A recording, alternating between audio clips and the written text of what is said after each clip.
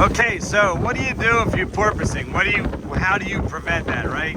Well, first off, we got to make sure the adjustments or the dial-in on your foil, your hydrofoil, are complete and done. So let's say we get your hydrofoil done. Let's say that we were to do the install and you're out for the first or second time.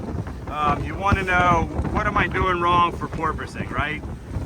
So what we would tell you is this: that means you're trimming too high, or you're too much speed or too fast for the angle of attack that you have. So two things you can do is you watch. I'm going to go ahead and I'm going to come over these waves that are beside us here, and we're going to go ahead and start to go speed on a little bit. So you'll watch our speed come on. All right, and I'm going to bow up a little bit, meaning trim up. Okay, here comes our trim, and what we're doing is we're starting to increase our speed, right? We're at 19.4. It'll start getting quiet off to our side. I gotta get out of these waves, guys.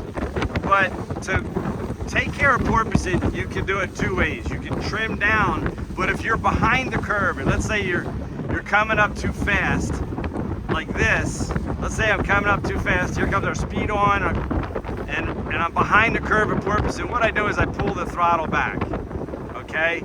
And that keeps us from porpoising. I'll trim down a little bit, then I'll throw the throttle back on, right? So that keeps us from doing our porpoising. That's because I was behind the curve, meaning I wasn't trimming down fast enough. Now as my speed's coming on, I'm on the curve, meaning I can just tap the trim button and keep it around 20 to 20 and a half knots, hopefully here.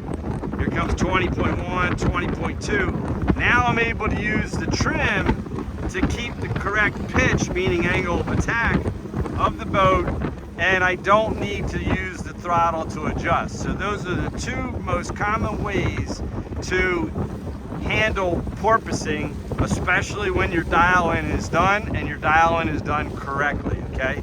So if our dial-in was way off and we had our fin, meaning our foil, our VARA foil, way too far forward, that means you're going to get more bow lift and it's going to porpoise sooner.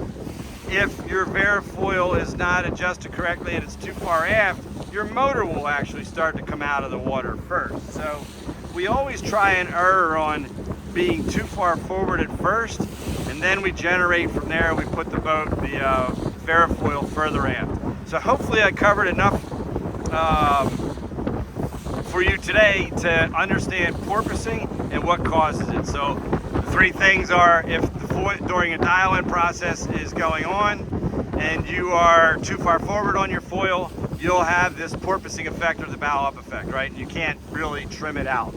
If you're porpoising and you're too fast, you can slow down. If you're behind the curve on your porpoise where you're trying to trim it out, your motor will start to cavitate and then you'll porpoise anyhow. You'll find that out, and then you just got to start all over again. Or if you're right on the curve, meaning you are right in the range that you should be, like if I trim up here a little bit right now, we're in quite a few waves. I don't know if you can tell, but we'll get our speed up to about 20. Here we go, we're coming, and you'll see our speed come up in at 20 to 20.1. Right in here is my sweet spot, and I just trim or bump, a bump of your trim tilt switch to control the porpoising. If I see that bow rise up too high, I just give it a bump down, okay? If I can see it down too low or I hear a lot of noise, I give it a bump up, and you'll notice the speed will come on as soon as I bump it up.